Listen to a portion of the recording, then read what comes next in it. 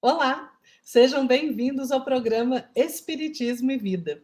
Se você ainda não se inscreveu aqui em nosso canal, se inscreva, deixe o seu like, compartilhe o vídeo, ative as notificações para você ficar por dentro de todas as novidades do canal, mas ajude a compartilhar, assim você vai fazer com que a mensagem, a filosofia dos espíritos alcancem um número maior de pessoas, né? E é uma doutrina tão bonita porque traz tanto entendimento e por isso mesmo é muito consoladora, não é?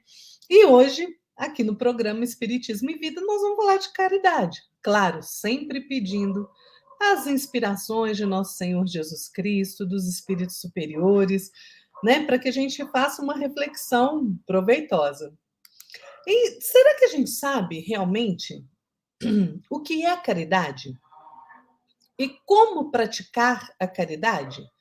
Né? Tanta gente fala em caridade, né? Mesmo em ajudar o próximo, prestar socorro. Mas será que nós compreendemos a abrangência da caridade? Como é que nós praticamos a caridade em toda a sua amplitude? Se a gente abrir o dicionário, nós vamos encontrar uma definição belíssima de caridade. Caridade é o amor que move a vontade à busca efetiva do bem do outro, ou seja, é o nosso ato praticado em benefício de outra pessoa, de outra criatura, né? E se a gente tiver esse conceito em mente, a caridade ela se torna sublime em todos os aspectos, em todas as circunstâncias.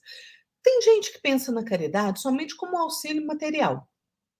E claro, é caridade também, né? Você distribui o pão, o agasalho, o remédio, o socorro. Não, mas será que a caridade é só isso? É só o auxílio material?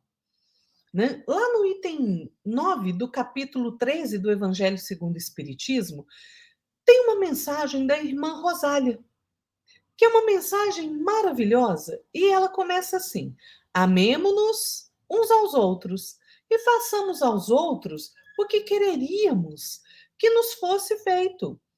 Quando nós começarmos, diz a irmã Rosália, realmente a agirmos dessa forma, esse mundo será melhor, porque essa é a fórmula para nos livrarmos do orgulho e do egoísmo, que são as chagas da humanidade, não é mesmo?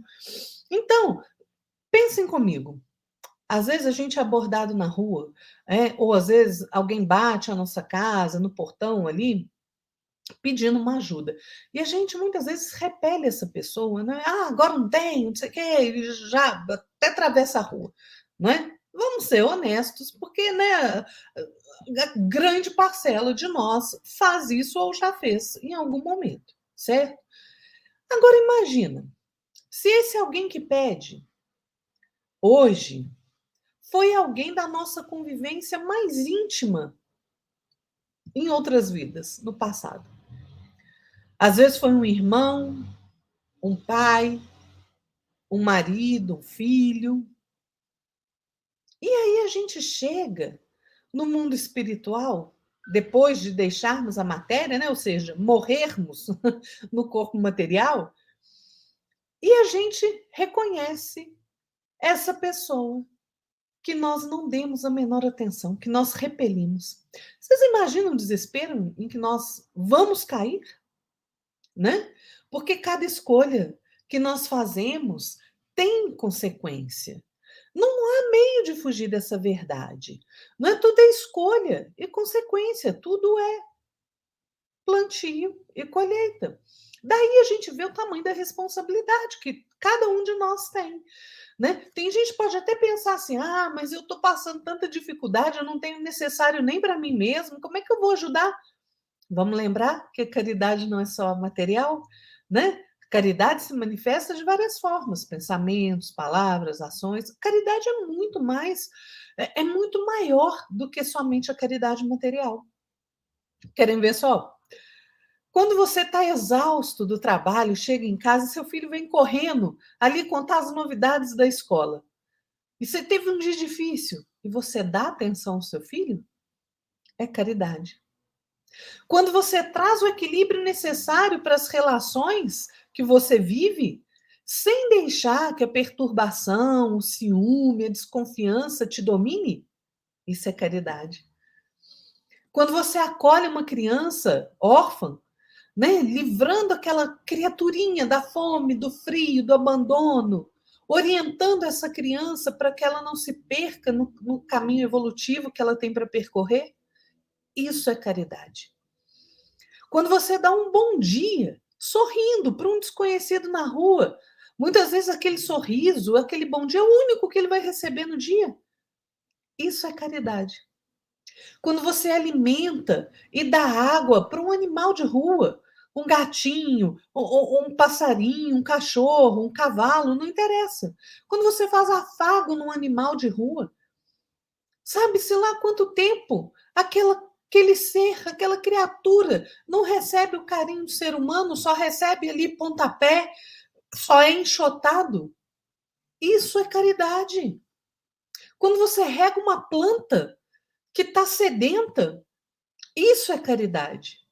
Quando você é indulgente com o erro do outro, porque nós erramos muito, nós não pedimos perdão o tempo inteiro, nós não pedimos perdão a Deus o tempo inteiro.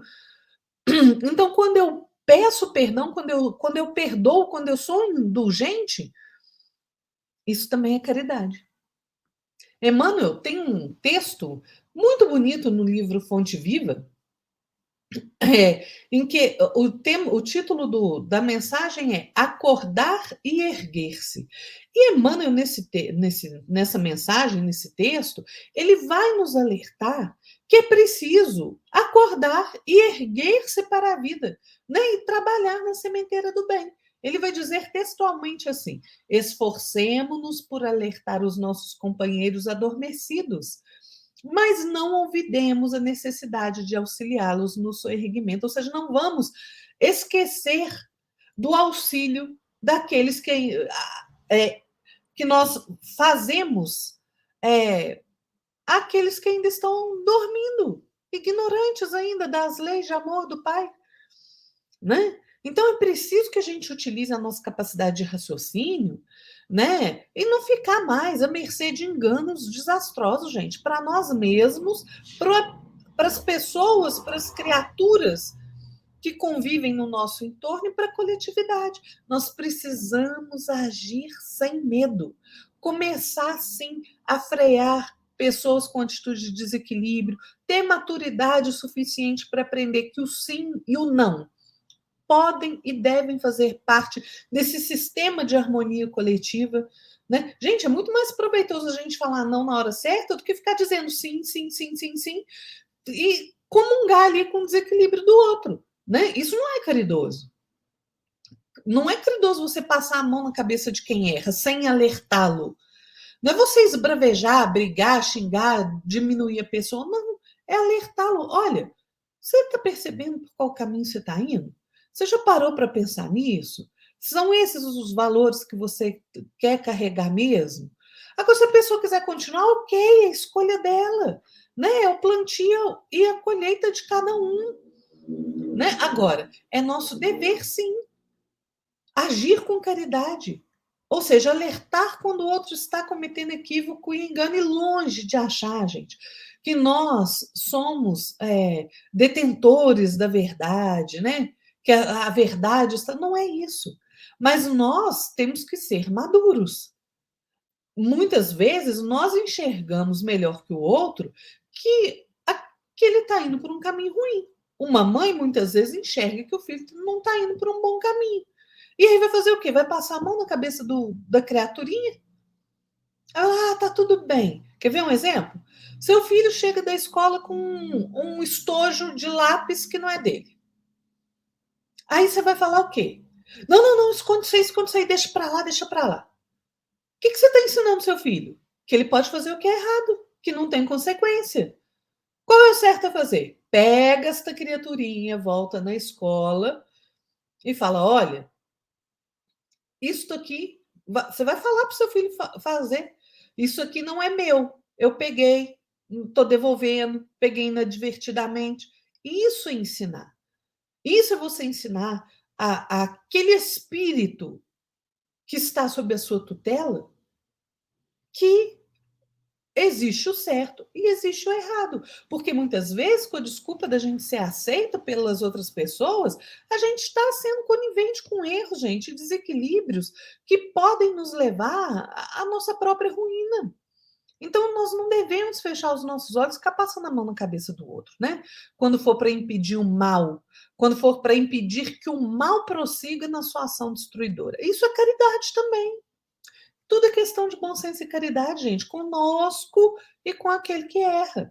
Então, a caridade é realmente esse amor que move a nossa vontade em auxílio ao próximo, seja o próximo quem for. A caridade ela precisa pautar todos os atos que nós praticarmos. Por quê? Qual que é o contrário da caridade? É o egoísmo, é a ganância, a maldade, a malquerência, a malevolência, a desumanidade, né? A perversidade, a crueldade, a atrocidade, a raiva, a cólera, tudo isso é contrário à caridade. E tem uma caridade, né, que é muito difícil da gente praticar, né? Que é a caridade moral. O que é a caridade moral? A caridade moral, ela consiste em nós nos suportarmos uns aos outros, né? Nesse mundo inferior em que nós vivemos. Veja como é difícil isso, né? Como é difícil a gente calar e deixar o outro, que às vezes é tolo, falar. Como é que é difícil a gente não se exasperar diante de uma zombaria, por exemplo, né? Como que é difícil a gente ser cego diante daquele sorriso de desdém, né? Quando às vezes você está conversando, falando, a pessoa não comunga com a sua ideia, pensa de forma contrária, ela dá aquele risinho de desdém.